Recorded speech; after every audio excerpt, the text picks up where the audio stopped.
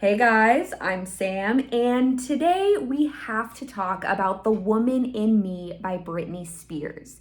This book has been out for a while, everybody's already talked about it, but I've been so busy in my gay fantasy romance world that I hadn't read it until just now. And I have to say, this book is wild.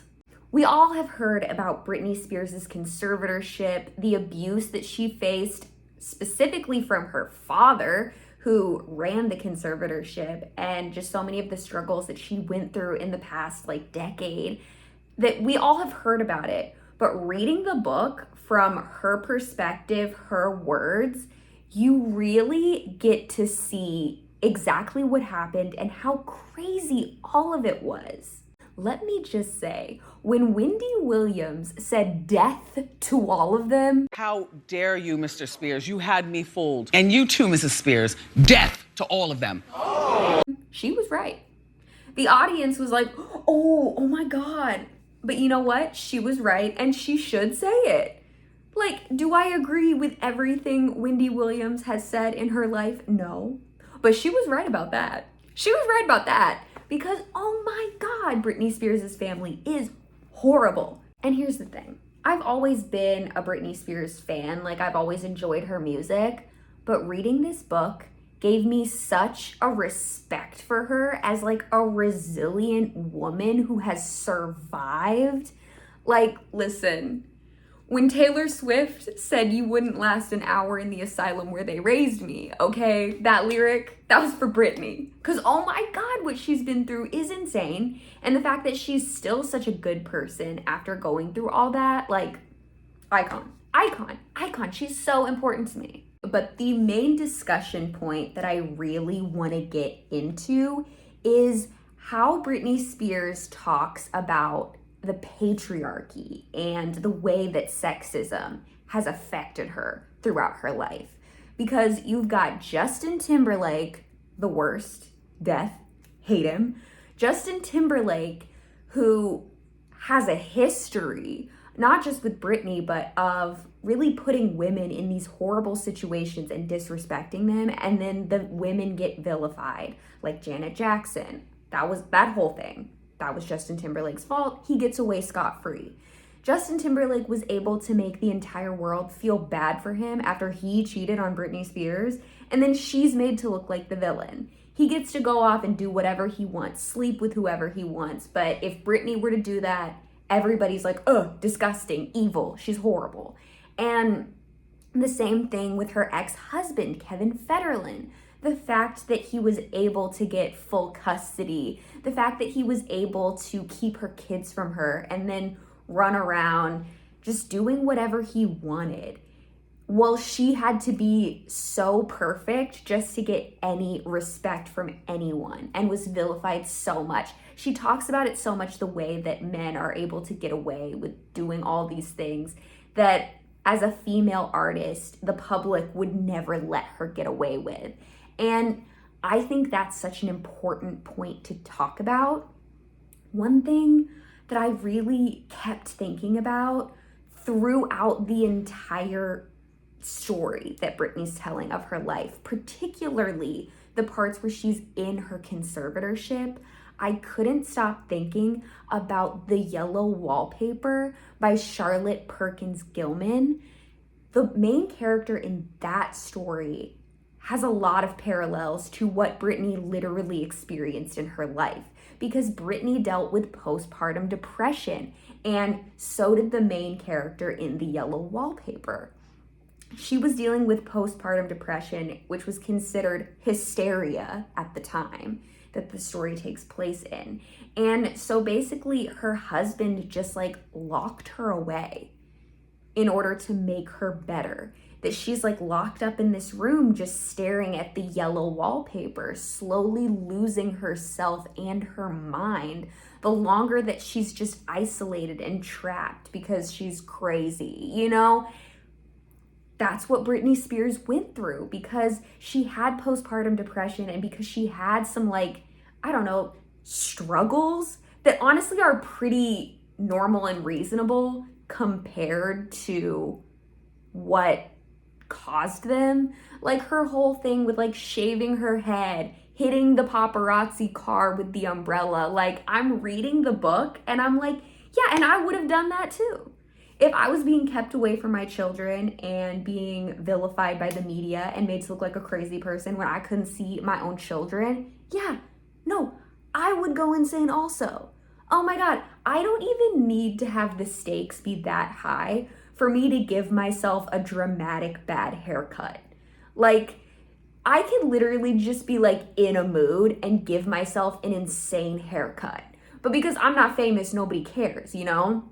But because Britney has all this attention on her, everyone's like, oh, she's insane. And that's how she was able to get stuck in that conservatorship. That's how her father was able to really just like sink his claws in and get control of her life. Because the way that our society looks at women made it so that she was able to be deemed crazy and locked away.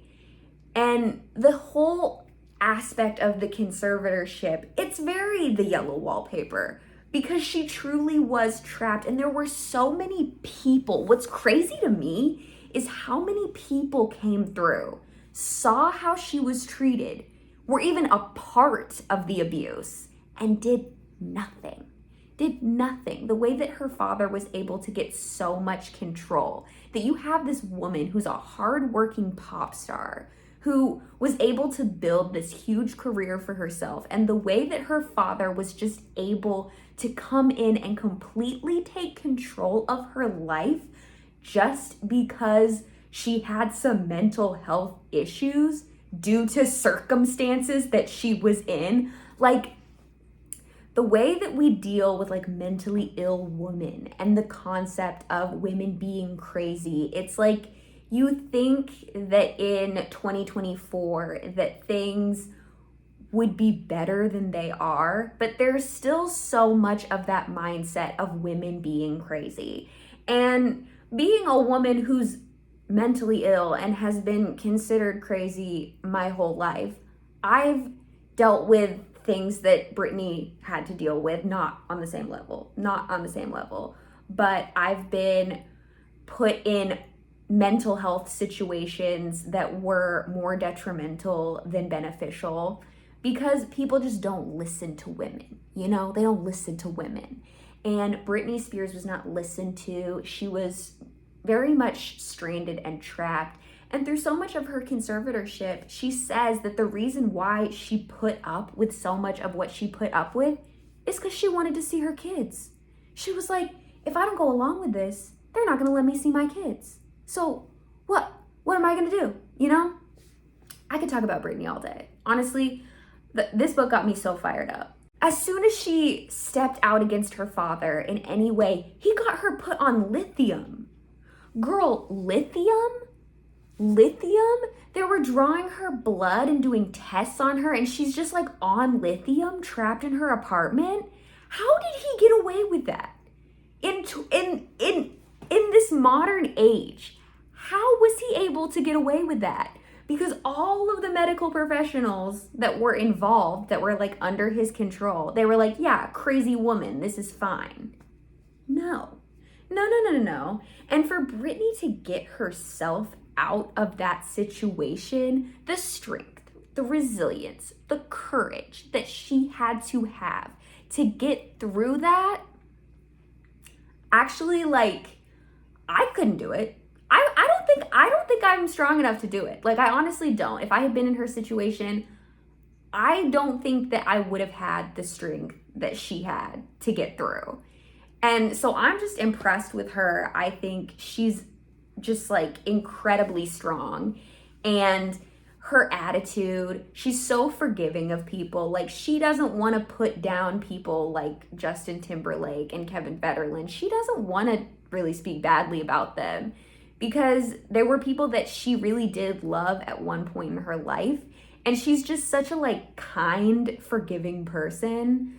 Like, I mean, if I was her, I'd be like Wendy Williams, you know, I'd be like death to all of them, but she's not like that. And not even towards her father, who is actually the worst person that's ever lived. And she still wishes the best for Jamie Lynn Spears. who sucks. Oh my God, does she suck? And reading the book, you're like, wow, Jamie Lynn sucks. But Britney's like, hey, and I don't want her in my life, but I still wish the best for her. That couldn't be me. That could never be me. I could go on all day, but I absolutely love Britney Spears. I'm so glad that I read this book. And if you yourself are a mentally ill woman or a supporter of Britney Spears, then leave a comment, because we could talk about this forever. So thank you guys so much for watching. And if you liked this video, or really any of my videos, subscribe. Give me that sweet, sweet validation, and leave a like, leave a comment, because I love reading people's comments and interacting with people through YouTube. It's really a great way to talk about things that you're passionate about and topics that you're obsessed with other people who are also obsessed with those topics. So thank you guys for watching. Leave a comment and have a great rest of your day. Bye. Oh, look, it's Danny.